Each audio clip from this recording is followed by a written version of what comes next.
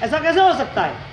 एक अच्छे संगीतकार ने, जगदीश सिंह, इसने ये कड़ी बनाई उसके बेटे के नाम पर कि उसका बेटा डेथ हो गया और मर गया, उसके पास संगीत था, संगीत उसका जीवन था, और फिर ये रचना की कि तू चला गया मेरे यहाँ से। सबको ये बोध दे दिया उसने कि इस जीवन में सब चंचल है, कोई अपना नहीं है, सब पराया है। जब आपसे कोई छूटेगा तो आपको कहेगा नहीं, सब बिछड़ेगा तो आपको कह के नहीं बिछड़ेगा।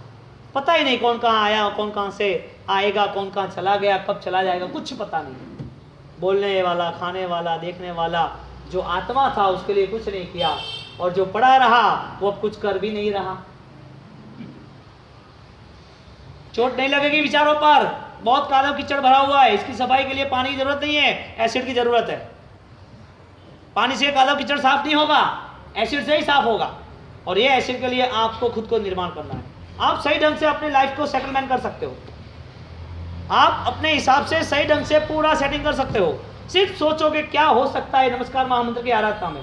जो भी पाप है वो पाप को मैं पाप गिनने के बाद, वो पाप हुए तो वो पाप का प्रायश्चित पक्षालन परमात्मा के पास आने के बाद, या नमस्कार महामंत्र की आराधना के बाद नौकार गिनते गिनते वो ध्यान, वो धारणा, वो विचार में चले गए कि नौकार महामंत्र तुम मुझे स्वीकार लो, मेरे पाप का नाश हो रहा है, परमात्मा मुझे माफ कर दो। और पता ही नहीं चला आपकी आंखों में से आंसू निकल गए, पूरे बंद तोड़ दिए, पूरा पुलिया तोड़ दिया, और आंसू को आंखों में रहने की जगह ना मिली। वो अंतर्भाव इतना विकसित हो गया, अंतर का मन इतना गहराई तक पहुंच गया कि वो सब पाप सब तोड़ गए, और वो आंसू के बहाव में सब पाप चले गए। नौकार गिनते गिनते ये भाव आते हैं, नौकार गिनते गिनते वो संकल्प याद आते हैं। बोलो, आपके लिए धर्म यदि चुना जाए तो आपको यदि कोई मूल्य देना है तो आपको अपनी जान देनी पड़ेगी, और आप यदि नहीं दे सकते तो कोई फर्क नहीं पड़ेगा, पल भर का जीवन है। अंदर छिपा हुआ आत्मा जो है वो कब चला जाएगा वो कोई नहीं कुछ कह सकता। चाहे कितनी दुनिया भर की ट्रीटमेंट कराए, चाहे कितना भी हम संभालें, चाहे कितना भी इसे पीछे हम साथ सज्जा कराए, लेकिन इस अंदर छिपे हुए आत्मा के लिए हमारी सोच परिवर्तित करनी ही पड़ेगी। यदि 2000 साल पहले भी यदि दीक्षा के माहौल में लोग खुशी खुशी आगे बढ़ते थे और दीक्षित होने के लिए तैयार हो जाते थे, तो क्या कलंक लगा समाज को, क्या प्रॉब्लम आई इतने सालों में? सबसे बड़ी कोई प्रॉब्लम आई तो वो विचारों का आदान प्रदान नहीं हुआ, विचारों का योगदान नहीं हुआ, सम्यक ज्ञान के प्रति उसकी अभिलाषा नहीं रही, न वो परिवार में कोई निर्माण रहा। आप देखना, मार्क करना, घर में परिवार में सब लोग आराधक नहीं मिलेंगे, परिवार में जुड़े हुए जितने लोग हैं वो आराधक नहीं मिलेंगे। ये क्या, 6 में से 2 लोग या 1 लोग मिलेंगे, बाकी कॉमन सब जीते रहेंगे। कोई कहेगा क्या काम है, क्या मंदिर जाना, क्यों करना, आप करो, हम हमारे हिसाब से करते हैं। एक आदमी अच्छे ढंग से जीवन जी रहा है, वही घर का आदमी अच्छे ढंग से जीवन जी नहीं रहा है। वजह क्या हुई? इस दुनिया के इतने सारे ऋषि परंपरा, इतने सारे संत, इतने सारे प्रवचन और इतने सारे इंसान जो चोर, लुटारे, डाकू, डकैती जो खुद गलत थे वो परिवर्तित हो गए, तो विचारों का आदान प्रदान कितना गहराई का होगा, वो विचारों के लिए उसने कितना बल निर्मित किया होगा, और परिवर्तन लाया तो मूलभूत ला दिया। धन्य बन गया वो इंसान होने के बाद कि उन्हें उनको भगवान ने चुन लिया, संसार को नहीं चुना।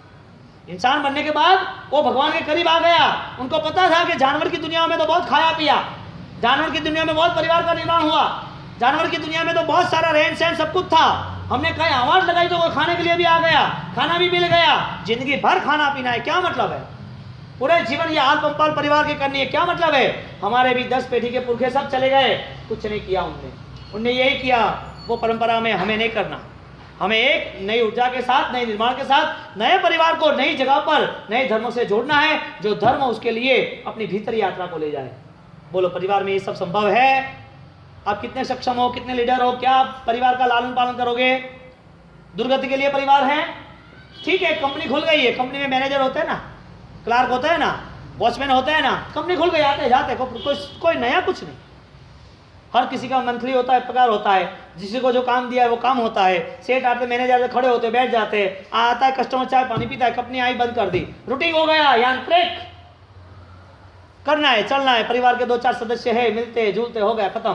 खुद के लिए कुछ नहीं बना, और खुद के लिए करता तो खुदा बनता ही हो, खुद के लिए करता तो अरिहंत तक पहुंचता ही। अरिहंत तक कौन पहुंचे? इस संसार पकड़ के रखा, वो पहुंचा क्या? पूरे संसार में रहने के बावजूद सिर्फ विचारों को टन दिया। प्रभु महावीर वही प्रजा के सामने ही दीक्षा ली, हजारों लाखों के सामने ही प्रभु महावीर ने दीक्षा ली। हर कोई श्रवण बनता है तो उनके साथ ही विकसित होता है, उनके परिवार में से वो निकलता है, वो समाज में से निकलते हैं, वो समाज में के निकलने के बाद हजारों के सामने उनने वो विचार बना दिया कि मुझे संयमी बन के, मुझे आराधक बन के, मुझे मेरा जीवन का कल्याण करना है, उनको कहीं पर भी छोड़ा नहीं। वही लोग वापिस मिलते हैं कि नहीं मिलते हैं? लेकिन वो सोच बदल गई, ये लोगों के साथ मुझे रहना तो है लेकिन ये सब पराया है, इधर मुझे मोह से कुछ निर्माण नहीं करना। ये दिखते है कि नहीं दिखता है? अब हमारे सामने बैठे हो, हमने आपके सामने दीक्षा ली, हमने आपके सामने दीक्षा ली तो क्या हुआ? हम आपके साथ नहीं बोलते, आपके साथ नहीं रहते, आपके आसपास नहीं रहते, आप जो खिलाते वो नहीं खाते, आप बहराते हो कपड़े वो नहीं पहनते, तो सब आपका ही है, आपके साथ रहते हैं, आपका है, आपने ही सब सेट किया। ये पूरी फॉर्मूला आपके साथ हमारी होने के बावजूद भी डिफरेंस क्या है? What's the change? मुख्य परिवर्तन क्या है? मुख्य विचारों का, कि कहीं पर भी कुछ भी होकर भी ऐसे विचारों से नहीं जुड़ना कि जिसके हिसाब से इस यात्रा को कहीं कलंक लगे। ये मानव जीवन कहीं पर भी बीमार हो जाए, कहीं भी एडमिट हो जाए, ये मानव जीवन निष्फल नहीं जाना चाहिए। और इस जीवन के नाते जो तय किया, वो तय संकल्प के साथ तय किया, तो वो संकल्प उसे वहां तक ले जाता है। तो नमस्कार महामंत्र की आराधना में सर्व पापों प्रणाश्रम यानी सर्व पापों का नाश, पापों के नाश के लिए हम मन तैयार करें कि हम कितने कैपेबल हैं। क्रिया से बहुत सारा समय व्यतीत हो जाएगा जो नहीं मिलेगा, लक्ष्य में पल भर में मिल जाएगा। एक ही कदम उठाओगे और उत्सव निर्मित हो जाएगा। कदम नहीं उठेगा तब तक कुछ नहीं। 12-12 साल तक पूरे शरीर पर वृक्षों ने अपनी वेलड़ी, अपनी वेल, पंखियों ने अपने माले, वो सब बना दिए सिर्फ एक बाहुबली के नाम पर। वीरा मोरा गज थकी उतरो। खड़े रहे, 12 साल तक का औसत किया, ध्यान किया, एकाग्रता के साथ किया, लेकिन मन में एक तिनखा था, मन में एक अशुभ विचार था। मैं बड़ा भाई हूं, छोटे भाइयों को नमन कैसे करूं? मैं छोटे भाई को नमन नहीं करूंगा। वो छोटे भाई ने दीक्षा पहले ली, मेरा केवल ज्ञान हो जाएगा, बाद में मैं माँ उनके पास जाऊंगा, तो मेरे को वंदन तो नहीं करना, झुकना तो नहीं। 12 साल चले गए इस विचारों में। जब उनकी सिस्टर आई, बहन साध्वी जी महाराज, तो बोला भैया हाथी की अंबाड़ी, वीरा मोरा गज थकी उतरो, गज बैठे केवल न थाय जी, वीरा मोरा गज थकी उतरो। उनको सिर्फ ये ट्यून सुनाई कि हाथी की अंबाड़ी पे आप चढ़े हो तो उतर जाओ। तो क्या, मैं तो खड़ा हूं, मैं कहाँ चढ़ा हूं? मैं गजराज पे कहाँ चढ़ा हूं? गजराज पे वो सोने की अंबाड़ी कहाँ है? मैं कहाँ बैठा हूं? मैं तो साधु हूं, मेरे पास कुछ नहीं है। समझदार आदमी को इशारा काफी, समझदार को इशारा ही है। और तुरंत ही उन्हें मनोमन सोच लिया, अरे रे मैं अभिमान के शिखर पर बैठा हूं, अभिमान की अंबाड़ी में बैठा हूं। एक कदम आगे बढ़ाया कि छोड़ दो, मुझे कुछ नहीं करना, मैं मेरे भाइयों को मिलने जाऊंगा। एक कदम बढ़ाया, वह केवलता। एक कदम पे उत्सव निर्मित है, लक्ष्य बनाओ बस, एक ही कदम, ज्यादा कुछ नहीं। मन के जो भी दुन्मय विचार है, दूसरा है, मन के जो दरिद्रता तुच्छ है, उसकी जो वैल्यू नहीं है, उसके पीछे रहो ही मत, तोड़ दो, भागो यहां से। मुझे परेशान कर रहे हो, मुझे कुछ नहीं करना। पल भर के लिए मिला ये सब दे, ये सब इंद्रिया, ये शक्तियां, ये सामर्थ्य, ये बल, ये पुण्य, पल भर के लिए आए मिला है। कल ये ही पुण्य लेके शायद तुम दूसरे भाव में जाओगे, लेकिन शायद तुम सही इंसान भी बन पाओगे, सुखी इंसान बन पाओगे, पैसे भी होगे, सब कुछ होगा। इस धर्म के प्रभाव से आपको बहुत कुछ मिलेगा, लेकिन ये धर्म सही ढंग से नहीं हुआ, इसकी वजह से ये भरत क्षेत्र नहीं मिलेगा, ये शत्रुंजय गिरिराज नहीं मिलेगा, ये नमस्कार महामंत्र नहीं मिलेंगे, ये गुरु वचन, गुरु वंदना, गुरु आराधना, ये क्रियाएं नहीं मिलेगी। सुख मिलेगा, बहुत कुछ मिलेगा, सब कुछ मिलेगा। मानो की जिंदगी में आप राजकुमार हो गए दुबई के, लेकिन पता ही नहीं है कि मेरी पवित्रता क्या है। आपके पास दो ही चांस है, धर्म करने के नाते लक्ष्य के साथ करना है, लक्ष्य विहीन करना है। लक्ष्य के साथ करना है तो उसमें यदि संघर्ष है तो आपका पराक्रम है या नहीं है। यदि संघर्ष है तो फिर छलांग मारनी है, हर संघर्ष को निपटाना है और कहीं पर भी कमजोर नहीं पड़ना है। आप पहुंच जाओगे अपनी मंजिल तक, आपके पास वो साहस है, लेकिन आपने वो तय ही नहीं किया। तो तय करो, बैठ जाओ, देखो फिर सब कुछ है, एक कदम पर उत्सव है, एक ही कदम, ज्यादा नहीं उठा पाए कई सालों तक वो कदम नहीं उठा पाए जो विचारों के साथ जुड़ा हुआ था, और आज उठाना ही है तो देर मत करो। यहां से साधना शुरू होती है तो वो साधना संकल्प बल के साथ इतने भाव विभोर बन जाओ इतने अंतर्मुखी बन जाओ, इतने अंतरात्मा तक प्रबल इच्छाओं के साथ जुड़ जाओ, आपको पता ही ना चले कि आप कहाँ चले गए। और देखो फिर वो घटना क्या परिस्थिति, तो इतना आनंद आएगा, दिल खुश हो जाएगा, आपको लगे क्या पागलपन किया, अपने ही हाथों अपने ही गालों पे चाटा मारोगे, पागलपन। ऐसे नौकर गिनते थे इतने सालों तक, ऐसे क्रिया करनी थी इतने सालों तक, कितना जीवन व्यतीत कर दिया। अब आप जग जाओगे, अब आप जग जाओगे, तैयारी हो जाएगी। इससे आप परिचित होते हो तो धन्यवाद है, वरना तो फिर चलता रहेगा। ठीक है, वितरागम दुक्कड़म तेरा नौका।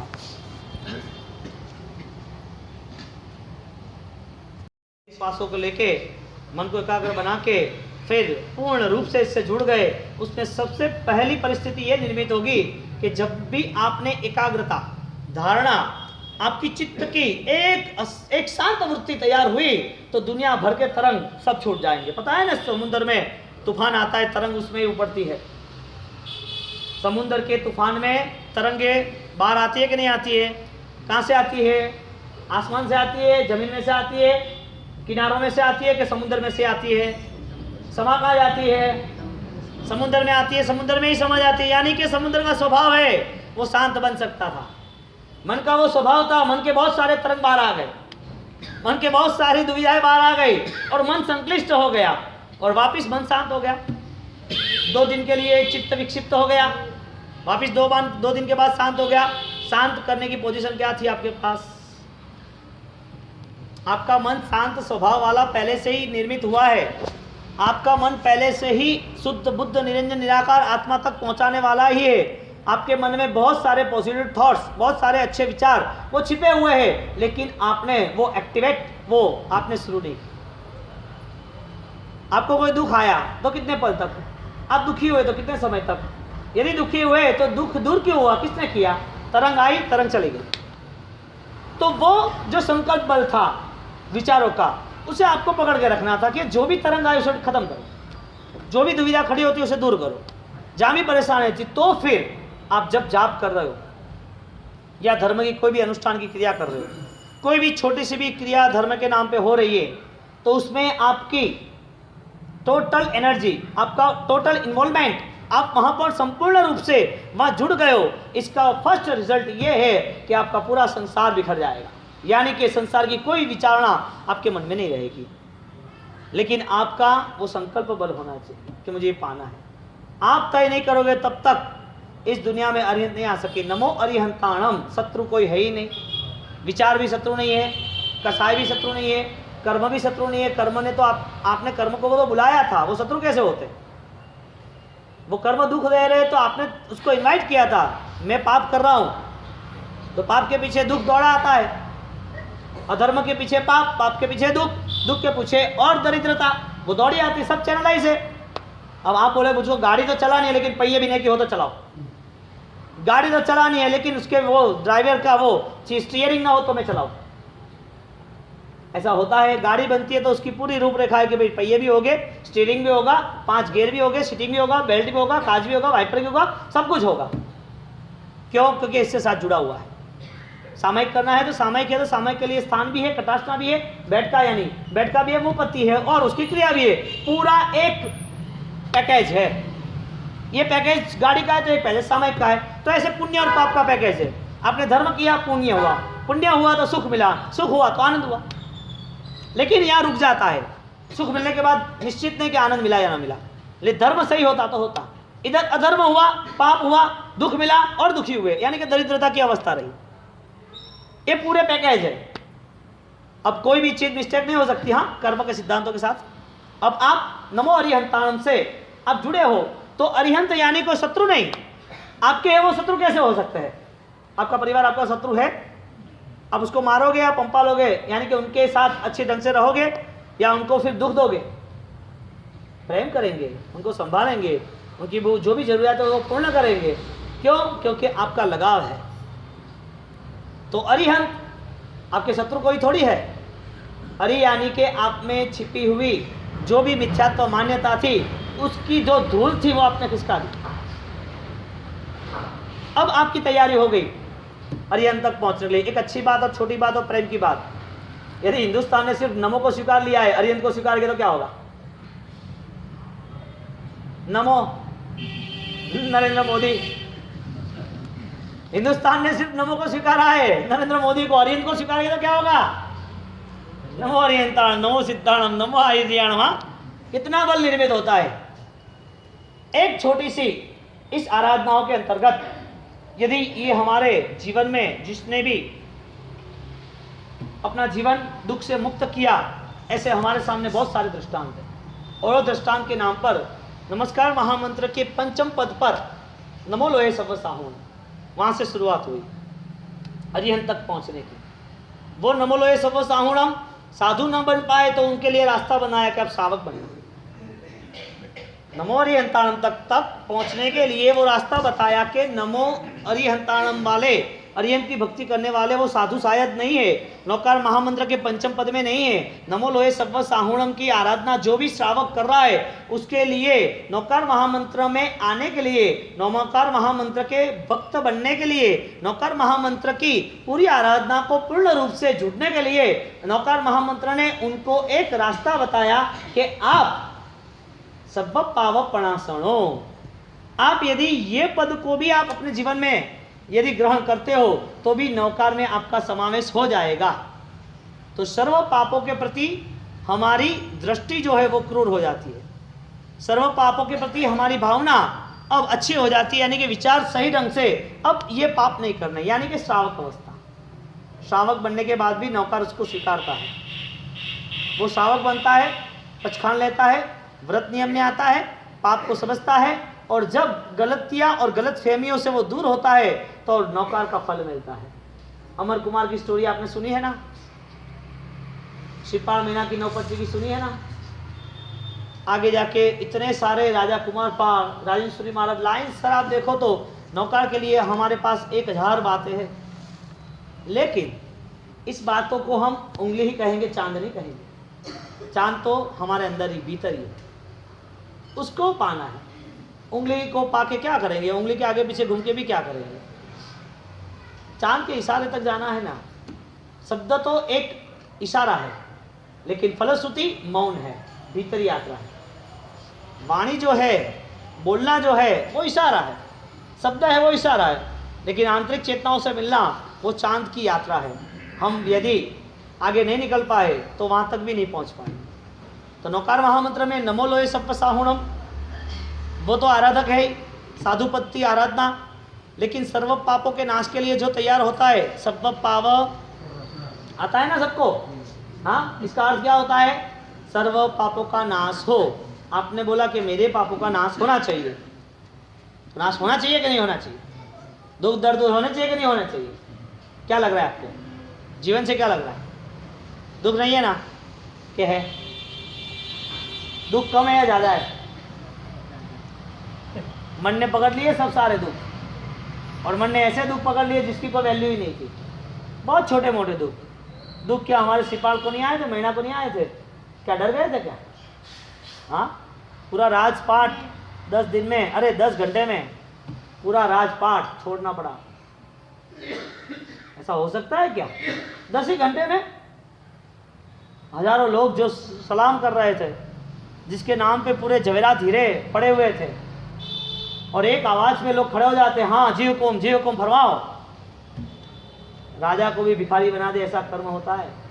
भीख मांगने के लिए वो फुटपाथ पे खड़ा रहता है। ये कर्म की ये सब देन है, परिवर्तन होना ही है। तो ज्ञानियों ने बोला है कि जब तक आपको अच्छा संयोग मिला है, आपके लिए जो पोजीशन, आपकी परिस्थिति पॉजिटिव है, अच्छी है, तो आप क्या कर सकते हो आप तय करो। कहीं पर भी नशे में आने की जरूरत नहीं है, कहीं पर भी हम अभिमान में, अहंकार में आने की जरूरत नहीं है, कहीं पर भी कुछ मिला है तो किसी को दबाने की, किसी के लिए अपराध और निंदा भाव की जरूरत नहीं है। हमारे लिए क्या करना चाहिए? ये कर्म यदि विपरीत हुए, ये कर्म ने यदि कोई गेम कर दी तो क्या करे? प्रभु महावीर के साथ ये सब कर्म ने खिलवाड़ किए हैं, परंपरा में सबके साथ खिलवाड़ हुआ है। एक 10 घंटे में इधर मैना को छोड़ना पड़ा, इधर सिपाल को छोड़ना पड़ा, और राजकुमार वो सब रक्तपीतिया 700 लोग जो कोढ़ी थे, बीमार थे, जिसके पास गांव का एक व्यक्ति जाता नहीं, उसको करीब जाते और वहां पर रोग लग जाता, वो गांव में आते जाते तो बास मारती। ऐसे वो रुग्ण, ऐसे दर्द वाले, ऐसे पीड़ादायक लोग, उनको राजकुमार सिपाल को दे देना पड़ा, राजमाता को। कोई माता क्या ऐसा करेगी? कोई माता अपने बच्चे को कादो कीचड़ में फेंकेगी, कचरे की टोपली में फेंक देगी? ले जाओ उसको। क्यों? माँ ने कुछ नहीं किया, कर्मों ने सब कुछ किया। माँ तो सुख चाहती थी, पिताजी तो सुख चाहते थे, लेकिन क्या हुआ? कुछ भी नहीं हुआ। कर्म परिवर्तित है, लेकिन जब तक आप नहीं करोगे तब तक कुछ नहीं होगा। आपसे सब कुछ होगा। आप चाहो वो चेंज कर सकते हो, आप चाहो वो पूरा परिवर्तन आ सकता है। आप यदि नहीं चाहे तो आपके जीवन में हर वक्त कहीं ना कहीं कोई ऐसा एक्सीडेंट आ जाएगा, कोई ऐसा कोई ना कोई प्रसंग, कुछ ना कुछ ऐसा निर्मित होगा, आपको पता ही नहीं चलेगा कैसे हो गया सब कुछ। धुआंधार लोग जो पावरफुल बलवान थे, पल भर में अटैक आया ने चले गए, पता भी नहीं चला। आधे घंटे में तो उसकी डेड बॉडी क्लियर हो गई। अटैक आ गया, डॉक्टर तो भी साधन लेके खड़े ओटी में, चेक करते हैं, चला गया। उठ जा हंस अकेला, जीवन पूरा खत्म हो गया। और आप देख रहे हो कि कल तो मिले थे, अभी तो बात हुई थी, अभी तो बस 45 साल की उम्र में हजारों करोड़ों लाखों के व्यापार, बड़े बड़े पोस्ट, बड़े बड़े पदवीधारी, बड़े गवर्नमेंट, बड़े बड़े कार्य, सब कुछ संसार के लिए किया। बहुत सुखी, बहुत अच्छा इंसान, ना नहीं, लेकिन क्या करे, कर्मों को मंजूर नहीं था। आप किसका विरोध करोगे? भगवान का विरोध करोगे, भगवान तुमने ये सब किया। डॉक्टर का विरोध करोगे, डॉक्टर तूने सही नहीं किया। तुम्हारे पास रहा हुआ सुख सब फीका बन गया एक ही दिन में। बोलने वाला कहां गया? देखने वाला कौन था? सुनने वाला कौन था? खाने पीने वाला कौन था? हाथ को ऊपर नीचे करने वाला कौन था? आवाज देने वाला कौन था? वो तो यहां ही है। कहां गया? छूने वाला चला गया, अंतरात्मा, आत्मा यहां से निकल गई। कहां गया देखने वाला? आंख है या नहीं है मुर्दे को? जो भी परिवार में जो भी डेथ हुई है, वो डेथ बॉडी पड़ी है, उसको आंख है या नहीं है?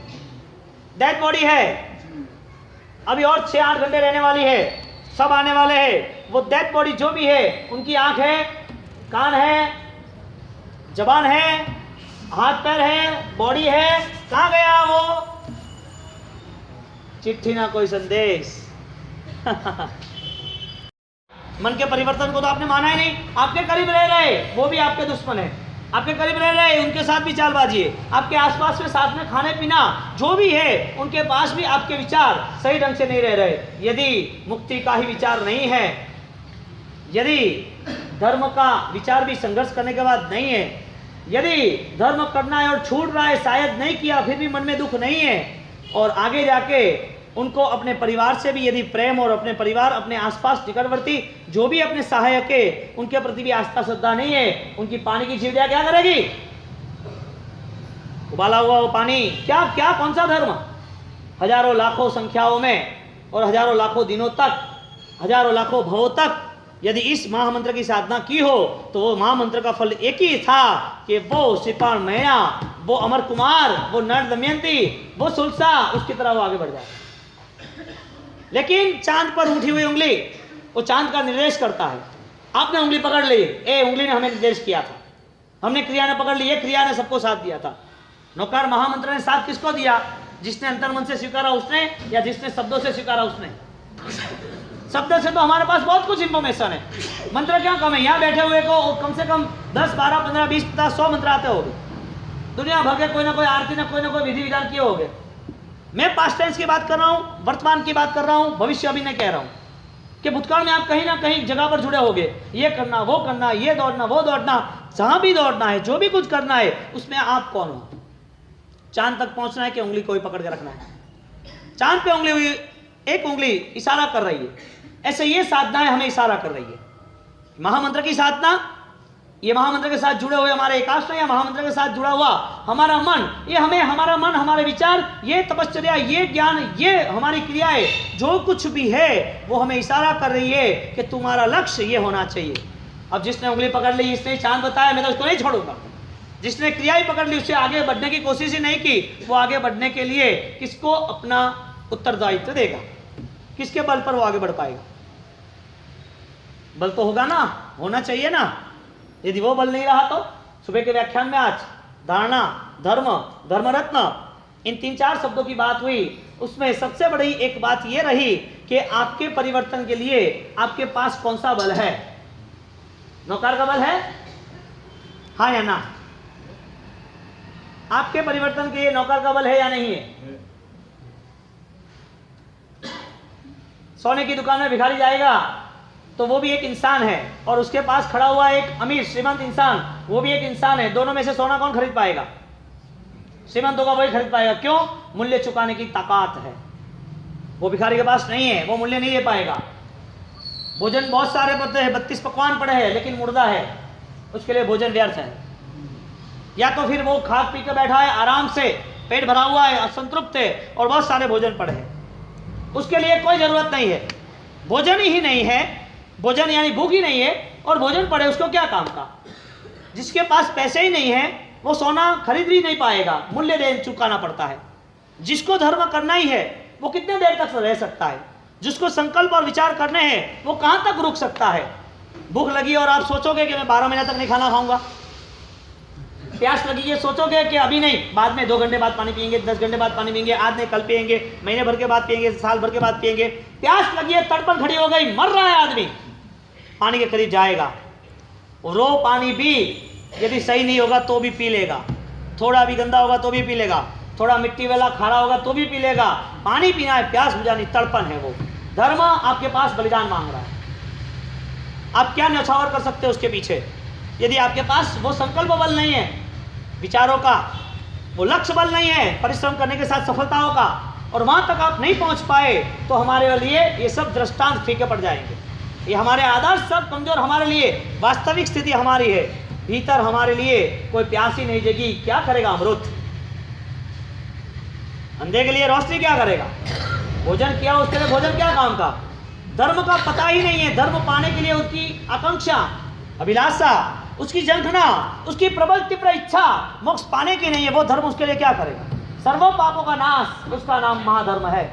और वो महाधर्म आपको कभी भी कहीं भी कैसे भी दुख नहीं दे सकती, क्योंकि धर्म का एक बल बताया, धर्म का एक बल बताया कि दुर्गतों में से पता यानी कि गिर रहा है जो, उसको वो धारयति थी धर्म।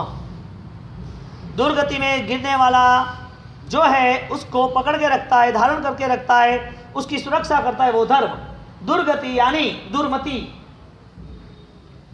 थॉटलेस, विचार शून्यता, या तो डिस्टर्ब थॉट्स, विचार की संक्लिष्ट परिस्थिति, विचार में कहीं ना कहीं चढ़ाव उतार आ रहे, विचार में कहीं ना कहीं संघर्ष गिरे हुए, विचार में कहीं ना कहीं किसी के अपराध भाव बढ़े हुए हैं, वो हिसाब से हमने तय कर दिया और वो तय किया, तो वो दुर्गति और दुर्मति दोनों सेम ही है। दुर्गति और दुर्मति, बुद्धि, विचार, वो दोनों समांतर है। क्यों? क्योंकि जो चीज आपको बाद में मिलने वाली है, जिसके लिए मिलने वाली है, जो चीज आपके लिए जो निमित्त नहीं है फिर भी आपको वो दिला रही है, ऐसी जो भी नुकसान की यात्रा, जो भी ऐसे गलत रास्ते वो कल पाने वाले हो, इसके लिए आज भी आपका वो ही एक भाव है, तो वो दोनों सेम ही रहे, वो दोनों सेम रहे। आपने दुर्मति की तो दुर्मति ने आपको जगह दिला दी दुर्गति की, आपने सन्मति की, सद्बुद्धि की, तो सद्बुद्धि ने दिला दी सदगति। अब आपके कदम दुर्गति के ओर जा ही रहे हैं, आपकी मति के द्वारा, बुद्धि के द्वारा, सोच के द्वारा, तो फिर आपको कौन रोक पाएगा? कहने का मतलब ये था कि यदि धर्म यदि सुरक्षा करता है, धर्म यदि सुख दे रहा है, तो सबसे बड़ा कोई धर्म हो तो पाप को पहचानना और पाप का प्रक्षालन करना, यानी कि मन आधारित वैचारिक शुद्धि के आयाम को हम चुन सकते हैं, वैचारिक शुद्धि को हम पहुंच सकते हैं। हमारे पास वो विचार शुद्धि नहीं रहेगी तो हम वो विचारों से खालीपन के साथ यदि धर्म करेंगे तो वो सिर्फ इंस्ट्रूमेंटल ही है। एक बंसरी पड़ी है, फ्लूट, और वो बंसरी पड़ी है लेकिन किस काम की? न तो उसमें कोई बजाने वाला है और न ही कोई सुनने वाला है। बजाने वाला हो तो वो बंसरी काम की भी है, दे है, और वो दे यदि काम न करता हो तो सदगति के लिए, विचार है वो काम न करता हो तो सदगति के लिए, धर्म आराधना है वही हमें फल न दे रही हो हमारे भविष्य के सुनहरे अवसर को, तो बार बार यदि हम सोचते हैं कि धर्म प्रवृत्ति करने वाला व्यक्ति यदि वो उंगली को पकड़ के रहा तो चांद तक नहीं पहुंच पाएगा। तो हम हमारी संकल्प यात्रा, हमारे विचारों के साथ हम यदि धर्म से जुड़े हैं तो पहले ही हम टारगेट बनाए कि मेरे मन में, मेरे विचारों में मूलभूत परिवर्तन कौन सा हो सकता है। पूर्व के काल को भूल जाओ, पूर्व में जो भी है वो छोड़ने की तैयारी करो। आपके पास संकल्प 100% करना ऐसा नहीं, आपका जो भी बल है उसे पूरा लगा देना, एक भी आप बाकी नहीं रखना। किसी ने ज़्यादा लगाए, किसी ने कम लगाए, हर की व्यवस्था, हर किसी की व्यवस्था, किसी के पास कितना बल है वो बात अलग है, आपके पास जो बल है वो कितना है। किसी का बल ज़्यादा है तो आपका बल कम है, तो इसका मतलब ये नहीं कि इसने ज़्यादा लगाया, ये 6 घंटा बैठ पाया और मैं तो 1 ही घंटा बैठ पाऊँ। मेरी तो उम्र हो गई 20, 25, 30, 40, 50 साल से नौकर महामंत्र की आराधना कर रहे थे, लेकिन है नहीं, अब क्या करें। वो तो 10-10 घंटे तक आराधना कर रहे, मैं तो 60 साल में हम थक गए, वो तो 80 साल तक नहीं थक पाए। ऐसी बहुत सारी बात आपके दिमाग में आती है, भूल जाओ। जिसका जो बल है उस बल में कहीं पर भी कुछ भी बल बाकी ना रहना चाहिए। शरत ये बुजुर्ग हुए तो बल कौन सा है, कितने टाइम का है, कितने देर तक का है, वो आप सोचना छोड़ दो। आपकी शरीर की काया जर्जरित हुई है, आपका मन जर्जरित नहीं हुआ है, आपका चैतन्य, आपके विचार, आपकी सामर्थ्यता वो जर्जरित नहीं हुई है, तो आप बल निर्मित कर सकते हो। कोई 10 घंटा बैठ सकता है, लेकिन यदि आप 1 घंटे भी बैठते हो, यदि आप 10 मिनट भी बैठते हो, लेकिन 10 मिनट की शर्त है पूरी छलांग के साथ, पूरी सामर्थ्यता के साथ जो भी कर रहे कंप्लीटली क्लियर और कट होना ही चाहिए। और आप यदि 10 घंटे भी बैठ गए लेकिन आपकी सेंस क्लियर नहीं हो रही है, आपके विचार सही नहीं हो रहे, बाहर में बीच बीच छोटे छोटे वो तिनके आ जाते हैं, माला गिनते रहते हैं, सो जाते हैं, आंख बंद हो जाती है, माला गिर जाती है, पता नहीं चलता कितनी गिरी है, कुछ सेंस क्लियर नहीं। ये क्या है सब कुछ? उंगली को कब तक पकड़ते रहोगे? कब तक? पूर्व का काल यदि पूरा समाज के साथ, यदि धर्म की पूर्ण रूप से मोक्ष आराधना के साथ जुड़ा हुआ था, तो एक व्यक्तिगत भी खुद ये तैयार नहीं कर सकता। व्यक्तिगत संयम नीति की बात तो जाने दो, संयम के यानी कि दीक्षित के सपने भी छोड़ दो, लेकिन उसके पीछे हम क्या कर सकते हैं हमारे जीवन के लिए। मेरी यहाँ हर कोई बात डायरेक्टली आपके विचारों को ही छूने की करेगी। आप समझ लो कि मुझको क्रिया करनी है, गुरुदेव क्रिया की बात नहीं कर रहे, क्रिया ही करनी है अच्छी सोच के साथ। आप जो क्रिया छोड़ रहे हो वो गलत है, इसके लिए योग क्रिया बार बार इसके लिए करता, विचार ने तय कर दिया कि यही मेरी आत्मा की और शांति की और समृद्धि का पूरा उपाय है। तो नौकार महामंत्र गिनने के लिए आपके पास माला भी है, मन न होगा तो आपके पास स्थान और समय भी है, लेकिन सत्य विचार नहीं होगे तो, नौकार का पट है लेकिन पवित्रता नहीं होगी तो, आपके पास नौकार के शब्द है लेकिन शब्द के रहस्य नहीं होगे तो। अब यहीं रुकना चाहते हो कि आगे बढ़ना चाहते हो? आयुष्य में आगे बढ़ना है, पुण्य में आगे बढ़ना है, या सत्य जीवन में मोक्ष तक आगे बढ़ना है? पुण्य चाहिए तो देवलोक के जीवन में भी बहुत सारा पुण्य है, देवलोक के भव में भी बहुत पुण्य है, चक्रवर्ती के भव में भी बहुत पुण्य था, राजा महाराजा बहुत सारे वर्तमान में भी है, उनका भी बहुत सारा पुण्य है। दुनिया में कई देशों में कई लोगों के पास इतना ढेर सारा पुण्य है, जो पुण्य की कमी हमें लगे कि हम तो कम है, लेकिन उनके पास मोक्ष का रास्ता नहीं है, उनके पास सम्यक दर्शन का रास्ता नहीं है, उनके पास अपने जीवन को समझाने के बाद कर्मवाद का सिद्धांत का कोई रास्ता नहीं है। प्रभु महावीर ने चर्या की, उस परंपरा में हजारों सालों तक राजकुमार जुड़ गए और हजारों सालों तक जुड़ते रहेंगे। तो ये प्रभु महावीर ने जो चर्या बताई, प्रभु महावीर ने आश्रम के साथ जो सिद्धांत की स्थापना, सिद्धांत की प्रेरणा की, क्या हुआ इसमें? इस दुनिया ने क्या स्वीकारा? इस दुनिया ने यदि वो स्वीकारा और स्वीकारते स्वीकारते यहाँ तक आ गया है, तो हमारा खुद का भविष्य वो कैसे जुड़ा हुआ है? शब्द मिले हैं नौकार महामंत्र के, नौकार महामंत्र के लिए स्थान मिला है, नौकार महामंत्र के लिए समय भी मिला है, नौकार महामंत्र के लिए बल, एकासना उपवास वगैरह आमिल भी कर रहे हैं वो भी मिला है। धर्म प्रवृत्ति के लिए सब कुछ मिलने के बाद कुछ रुक रहा है, वो है संकल्प बल। आराधना वो संकल्प बल ज़्यादा मांग रही है, क्योंकि महामंत्र बिना संकल्प के फलीभूत नहीं होता है। सामान्य भी यदि कोई प्राप्ति करनी है तो भी उसको परिश्रम और परिश्रम के साथ उसको अंतिम पल तक वो लक्ष्य को ध्यान में रख के आगे चलना है। परिश्रम भी तभी होता है जब उसका लक्ष्य बलवान होता है, लक्ष्य कमज़ोर तो परिश्रम भी कमज़ोर। तो एक लक्ष्य है नमस्कार महामंत्र की आराधना का, तो वो लक्ष्य यदि है तो उसमें यदि कोई रुकावट है तो वो सिर्फ और सिर्फ छोटे सी चीज़ों की रुकावट है, ज़्यादा रुकावट नहीं। संकल्प बल बड़ा है, संकल्प बल महान घटनाओं के लिए निर्मित किया है। संकल्प के साथ आपने नमस्कार महामंत्र की आराधना करते करते आपके पास यदि छोटे से कोई शुद्र सामान्य कोई रुकावट है तो वो तिनके जैसी है, ज़्यादा नहीं, बस उसे सोचना है। इसके हम थोड़े पहलू देख लें। प्रथम बात, हिमालय बड़ा, फिर भी थोड़ा सा छोटा सा तिनका पूरे हिमालय को देखने का बंद करा देता है। आँख में पड़ा हुआ तिनका पूरे हिमालय को वो देख नहीं सकता, हिमालय डगमगा जाता है आंखों के अंदर।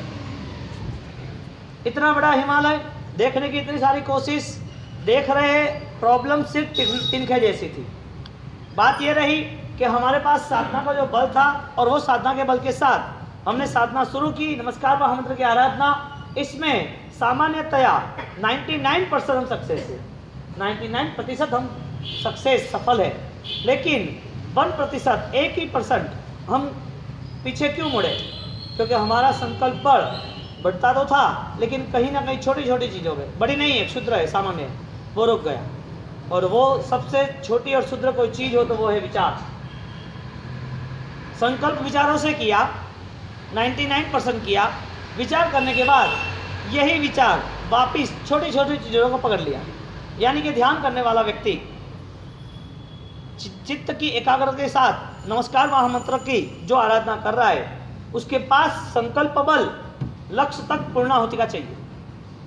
लक्ष्य में से मुड़ गए, बीच में का लक्ष्य चला गया और वो लक्ष्य जब भी खिसका तब आराधना कमजोर हो गई।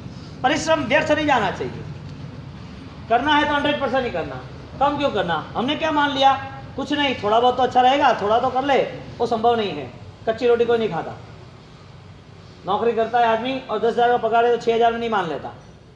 भोजन करने बैठा है और उसने कम खाया और फिर बोला कि बाद में कल खाऊंगा, ऐसा नहीं करता है। चलने वाला व्यक्ति वो चलता रहता है। उसको जाना है कहीं पर अस्पताल, और अस्पताल दूर से दिख गई, हाँ अस्पताल देख ली, अब मैं वापस हो गया। संसार में कोई भी कार्य बिना संकल्प के व्यर्थ नहीं रहता है, यानी बिना संकल्प किया हुआ व्यर्थ रहता है। तो यहाँ पर नौकार मंत्र की आराधना में विचारों ने आपको नया मोड़ दिया और वो विचार आपको परेशान किया। तो कल हमने बात बताई थी कि नमस्कार महामंत्र की आराधना के अंतर्गत जिसको भी जाप करना है उसके पास एक तो शारीरिक बल होना चाहिए, वैचारिक बल होना चाहिए। जिस मंत्र है उसकी मंत्र की शुद्धि होनी चाहिए। मंत्र की शुद्धि, वैचारिक बल, शारीरिक बल और संकल्प बल, आपको वहां तक पहुंचना है, टारगेट तय किया। जब तक आपके पास उस चीज की जो भी कोई चीज मंत्र जाप के लिए है, वो मंत्र की चीज यानी कि महामंत्र, मंत्र के शब्द वो आपको पता नहीं चलेगा, तब तक उनके रहस्य तक तो नहीं पहुंच पाओगे। तो अपने द्रव्य शब्दों की भी ऊर्जा है। कल हमने ये बात सोची कि द्रव्य शब्द है, उसकी ऊर्जा है। तो मंत्रों में महामंत्र नौकार क्यों, क्या वजह है? नौकार की वजह क्या है? अरिहंत, नमो अरिहंताणम, वो अरिहंत शब्द ने जगत के सर्व जीवों को मैत्री भाव का संदेश दिया। आप कहीं पर भी किसी व्यक्ति के साथ संक्लेश चित्त से जुड़े ही नहीं हैं, क्योंकि आपने मन बना लिया कि मित्रता वही मेरा स्वभाव, वही मेरा श्वास, वही विश्वास, वही जीवन। अब आपके दुश्मन कौन है? नमो अरिहंताणम यानी शत्रु का नाश ऐसा नहीं समझना, शत्रु होते ही नहीं है। शत्रु निर्मित हम करते जो हमारे मन में है, बाहर वाला कोई शत्रु है ही नहीं, जो है वो भीतरी शत्रु है। और भीतरी शत्रु को हम शत्रु कहेंगे तो उनकी हत्या का पाप लगेगा। शत्रु है ना, शत्रु नहीं है, भीतरी जो भी अज्ञानता है उसे मित्रता के नाम पर हम वो कॉम्प्रोमाइज करें, हम वो रिलेशन में एक स्टेप आगे बढ़ते हैं, हम हमारे मन को एक नया सुझाव दे रहे हैं, हम हमारे मन के जो भी विचार पकड़ के रखे वो विचार अब छोड़ने की कोशिश कर रहे हैं।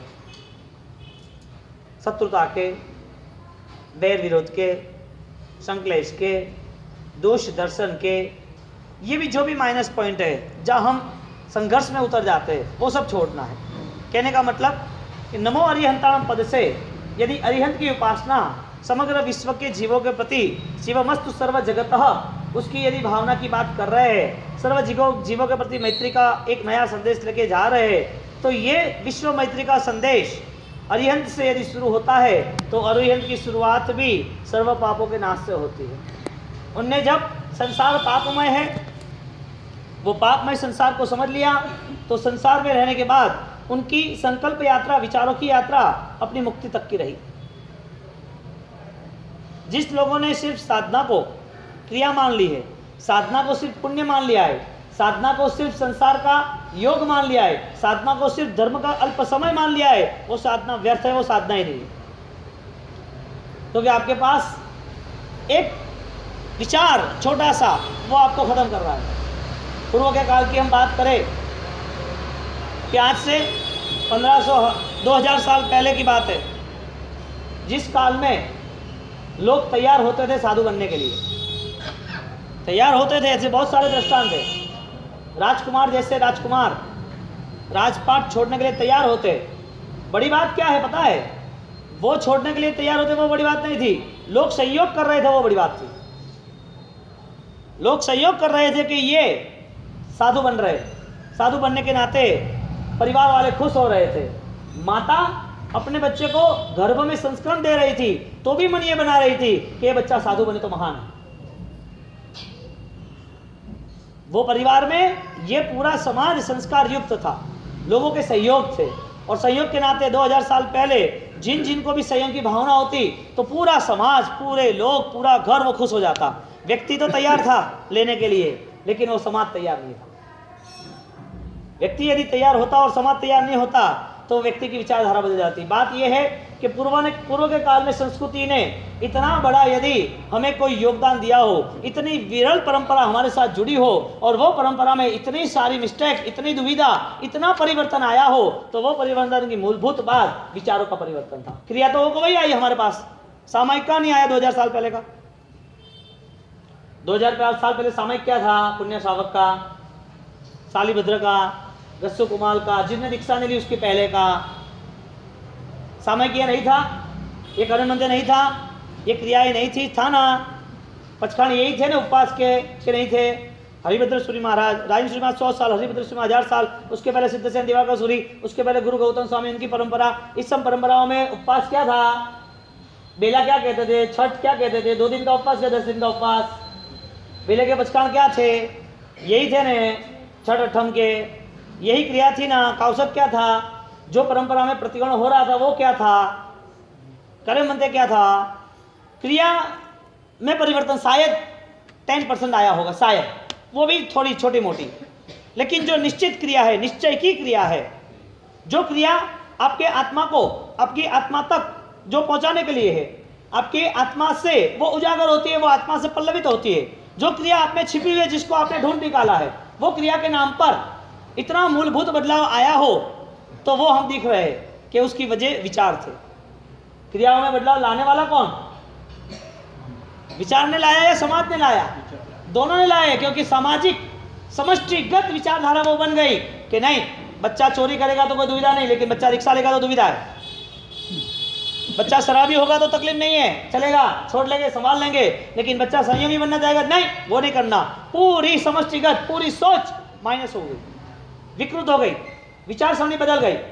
यदि पूर्व के काल में और वर्तमान के काल में 2000 के डिस्टेंस के काल में यदि हम देखने जाए तो वो विचार का परिवर्तन मूलभूत आया, और विचार के परिवर्तन के नाते व्यक्ति ने धर्म को सौदाबाजी समझ ली, छोड़ने की तैयारी कर दी। करता तो था ही नहीं, करने के लिए बार बार उसको प्रेरणा करनी पड़ती थी, इंजेक्शन देने पड़ते थे, बीमार आदमी खड़ा होता था, बार बार ड्रेसिंग पर करना पड़ता था, वो ड्रेसिंग करने के नाते दर्द, वो पूरा बीमारी वो दूर होती थी। तो बार बार जिसकी ज़्यादा ज़रूरत रहती थी वो चीज़ सड़ी हुई थी, इसके लिए उसके लिए इतनी ज़रूरियात थी।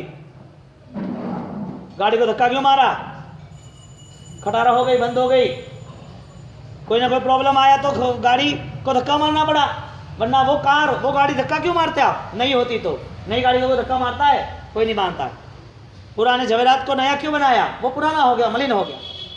हर चीज में कोई बदलाव आया है तो मूलभूत उसका स्वभाव नहीं रहा। इसके लिए व्यक्ति को धर्म के लिए धक्का मारना पड़ा, धर्म के लिए प्रेरणा करनी पड़ी, धर्म के लिए बहुत बड़े उसको आयोग देने पड़े, बहुत बड़े उसको अनुष्ठान देने पड़े, बहुत सारे विकल्प उसके लिए खड़े करने पड़ेंगे। तुम धर्म करो, ये करेंगे, ये करेंगे, ये करेंगे। धर्म के नाम पर लोभ लालच प्रभाव हमें डाल दिए और धर्म की शुरुआत हो गई। वो भी संघर्ष करने के बाद, और वो भी धर्म, वो चलती का नाम खटारा, चलती का नाम गाड़ी, रुकती का नाम खटारा, ये सब धक्के मार मार के चल रहे। चढ़ाओ, चलो, दौड़ो, करना है, करना पड़ेगा, परिश्रम आ रहा है, आराधना आ रही है, चातुर्मास है, प्रवचन चल रहे, गुरु जी बता रहे, करो, धक्के मार मार के विचार परिवर्तन मूलभूत समष्टिगत हो गया, और मूलभूत विचार परिवर्तन हो गया तो यहाँ मोक्ष की बात ही चली गई। जो मोक्ष की बात पुराने जमाने में यानी कि 1000-2000 साल के अरसे में, वो मोक्ष की बात में सब आनंदित होते, प्रसन्नित होते, सबके जीवन में उत्सव होता, क्या बात है, राजकुमार उसके परिवार में से दीक्षित हो रहा है, और वो परंपरा चली, एक दो नहीं, लाइन सर। घर में खुश होते पत्नी कि पति दीक्षा ले रही है, पति खुश होते पत्नी दीक्षा ले रही है, क्या बात है, धन्यवाद है, मोक्ष के मार्ग पर वो चल रहे हैं। धर्म ने कभी भी सौदाबाजी की बात की ही नहीं। धर्म ने संपूर्ण समर्पण, 100% समर्पण मांग लिया, और वो बलिदान जिसने दिया, क्योंकि धर्म के लिए जान देनी, वही व्यक्ति धर्म को जीत सकता था। यदि जान न दे पाता तो वो तप में कैसे जुड़ता, दान में कैसे जुड़ता, क्रिया में कैसे जुड़ता, वो भी टूटता भी नहीं, क्योंकि उसकी तैयारी थी कि मैं टूट जाऊंगा लेकिन ये नहीं छोड़ूंगा, मैं छूट जाऊंगा लेकिन ये नहीं छोड़ूंगा। देहम देहम कार्यम साध्यामि देहम पात्यामि, मेरा धर्म का कार्य मुझे करना ही है, निश्चित है। ये संकल्प बल नमस्कार महामंत्र का, सर्व पाप का नाश, सर्व पाप प्रणाश, और सर्व पापों का नाश, सर्व पाप प्रणाशनो यदि कोई व्यक्ति कर रहा है तो जरूरी नहीं है कि हजारों लाखों करोड़ों नौकर गिने तो ही हो गया। संख्या बल है, लेकिन संख्या बल के साथ एक सम्यक दर्शन का भी बल है।